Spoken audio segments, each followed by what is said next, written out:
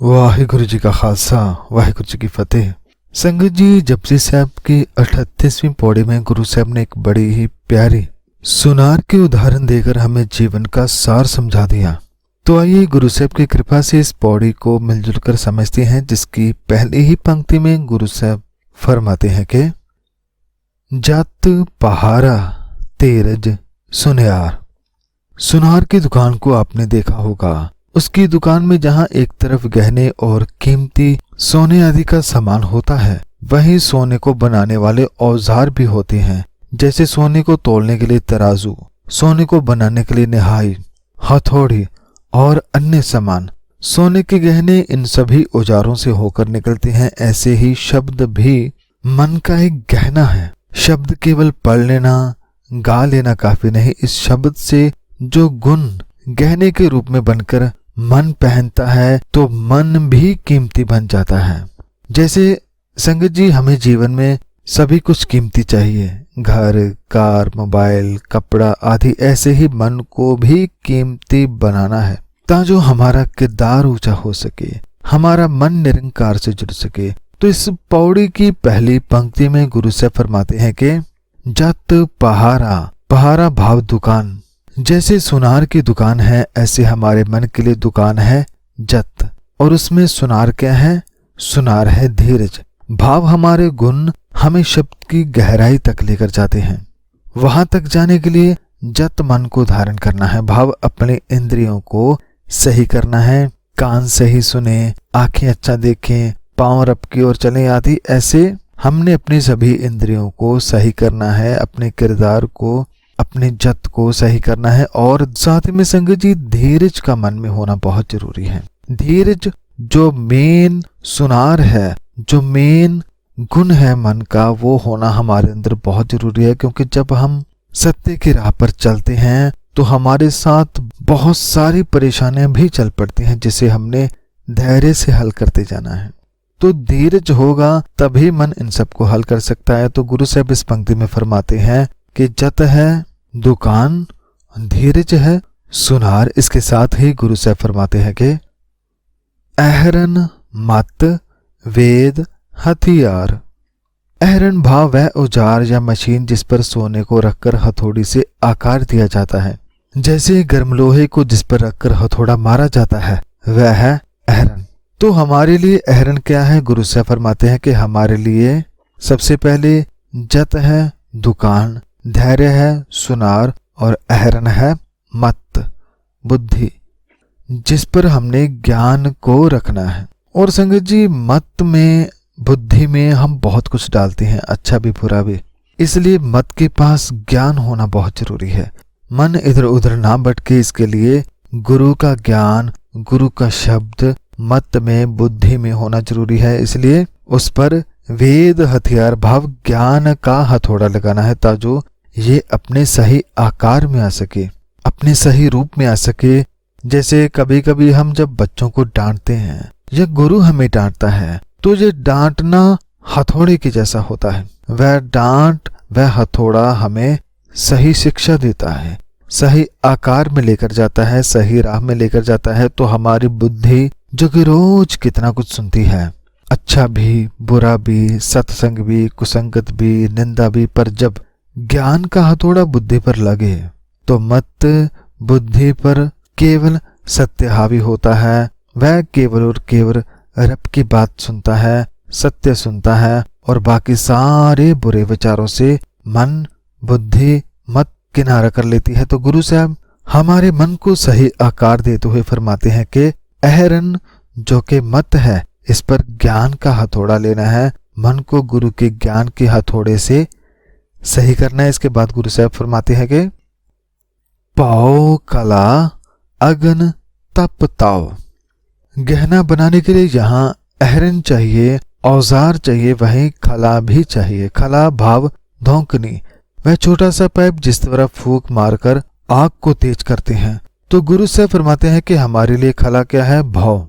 भाव अकाल पुरख का प्रेम रूपी भय। भय का भाव है जब मन अकाल पुरख के हुक्म में रहे और ऐसा काम जिससे वह निरंकार से दूर हो जाए, उससे डरे, उसे भाव या डर कहते हैं। तो धौंकनी तो है भय, पर आग क्या है?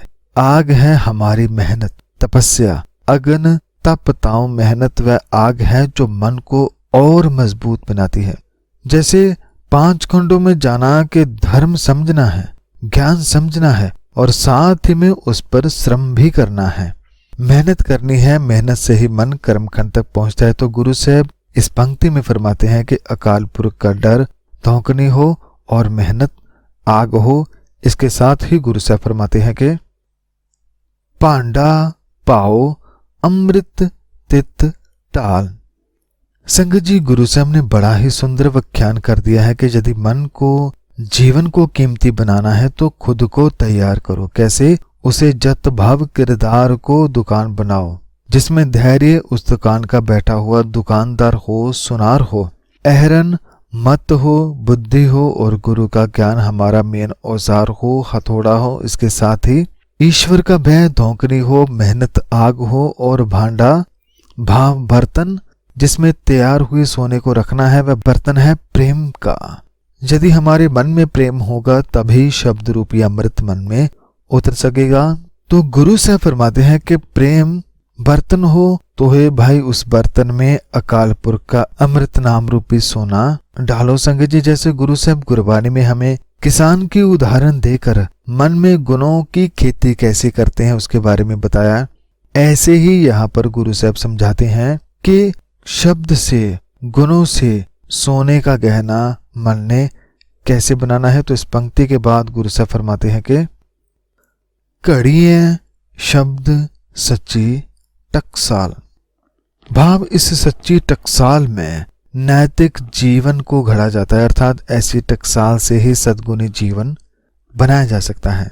संगत जी, जब मन में ऐसे गुण आ जाए जैसे जत, धैर्य, मत, वेद, ज्ञान, तप, ताओ, भाव, अमृत, तो यह गुणों को जब मन गुरु के शब्द द्वारा ग्रहण करता है, जब इन पर मन मेहनत करता है, जब इन्हें मन धारण करता है तो इसका जीवन घड़ा जाता है, जीवन सुंदर हो जाता है, मन शुद्ध हो जाता है। जैसे सोना आग में तप कर, हथौड़े से घड़ कर सुंदर हो जाता है, शुद्ध हो जाता है, ऐसे ही मन शुद्ध हो जाता है। वह एक कीमती गहने की तरह हो जाता है जिसकी कीमत केवल अकाल पुरख जानता है। जमाने के लिए हम खोटे सिक्के हो सकते हैं, लेकिन परमात्मा की नजरों में हम कीमती हो जाते हैं, हम शुद्ध हो जाते हैं, पवित्र हो जाते हैं। तो गुरु साहब फरमाते हैं कि सच्ची टकसाल में शब्द गढ़ा जा सकता है। इसके बाद गुरु साहब फरमाते हैं कि जिन को नदर कर्म तिनकार।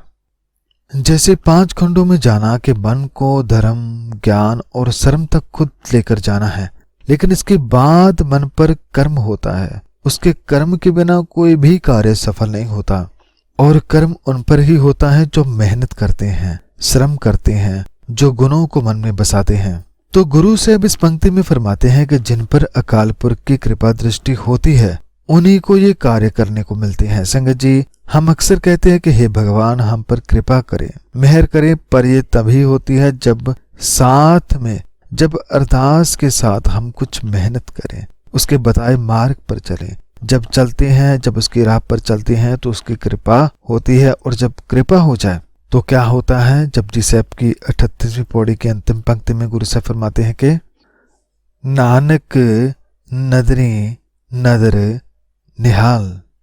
हे नानक, ऐसे सद्गुणी जीव उस कृपा सागर परमात्मा की कृपा दृष्टि के कारण कृतार्थ होते हैं, निहाल हो जाते हैं। संगत जी, निहाल हो जाना भाव महा आनंदित हो जाना, महासुख प्राप्त हो जाना। वह कब होता है? जब हमारे मन में संयम भट्टी हो, धीरज सुनार हो, बुद्धि निहाई हो और ज्ञान हो थोड़ा, इसके साथ ही भय धौंकनी हो, तपस्या अग्नि हो और प्रेम भाव ही पात्र हो जिसमें अमृत ढलता है। सत्य की टकसाल में शब्द का सिक्का गढ़ा जाता है। और गुरु साहब ये बात बार बार दोहराते हैं कि ये जितने भी गुण मन प्राप्त करता है और गुणों से जो अमृत मन पीता है वह उसकी वजह से नहीं, ये मन की वजह से नहीं, बल्कि अकाल पुरख की कृपा से प्राप्त होता है। तो अंत में गुरु साहब फरमाते हैं कि जिन पर उसकी कृपा दृष्टि होती है वह ही ये कार्य करते हैं, वह ही इन गुणों को धारण करते हैं, वह ही सोने के तरह पवित्र हो जाते हैं। हे नानक, वे उस कृपा दृष्टि से निहाल हो उठते हैं, महा आनंदित हो जाते हैं, उनका रोम रोम खिल जाता है, वह अकाल पुरख से एक हो जाते हैं, निहाल हो जाते हैं। तो संगत जी, ये थी जपजी साहब की 38वीं पौड़ी, जिसमें गुरु साहब ने बहुत सुंदर सुनार की उदाहरण देकर जीवन का सार समझा दिया कि हम कैसे गुणों को मन में उतार कर उसे कीमती बना सकते हैं। संगत जी, हम महंगे कपड़े चाहते हैं, खाना चाहते हैं, मोबाइल चाहते हैं, घर चाहते हैं, लेकिन मन को हमेशा गरीब ही रखते हैं, मन को हमेशा कंगाल रखते हैं, इसमें गुण भरते ही नहीं, इसलिए सब कुछ होकर भी दुखी रहते हैं। पर गुरु साहब हमें समझाते हैं कि गुणों को धारण करो, संयम धारण करो, सत्य को धारण करो, मेहनत को धारण करो, उसकी कृपा के पात्र बनो, ताजो जीवन आनंदित हो सके, ताजो जीवन सफल हो सके, ताजो हम भी कीमती हो सके, तो हमें कोई खरीद ना सके, हमारे किरदार को कोई खरीद ना सके, हम परमात्मा की नजरों के पात्र बन सके, उसकी कृपा के पात्र बन सके, जिसके लिए हमने जन्म लिया है, उस कार्य को पूरा कर सके। और जीवन का कार्य तभी ही पूरा होगा जब मन में गुण होंगे, जब मन अपने भीतर ईश्वरी जोत से मिला होगा। तो संगत जी, इस बड़ी ही प्यारी पौड़ी के बाद जपजी साहब में आखिर में एक श्लोक है, पवन गुरु, उसकी संक्षेप से विचार हम आने वाली वीडियो में समझेंगे। आज के लिए इतना ही। अंत में इस पूरे विचार के लिए सतगुरु श्री गुरु ग्रंथ साहब जी को कोटि कोटि नमन है।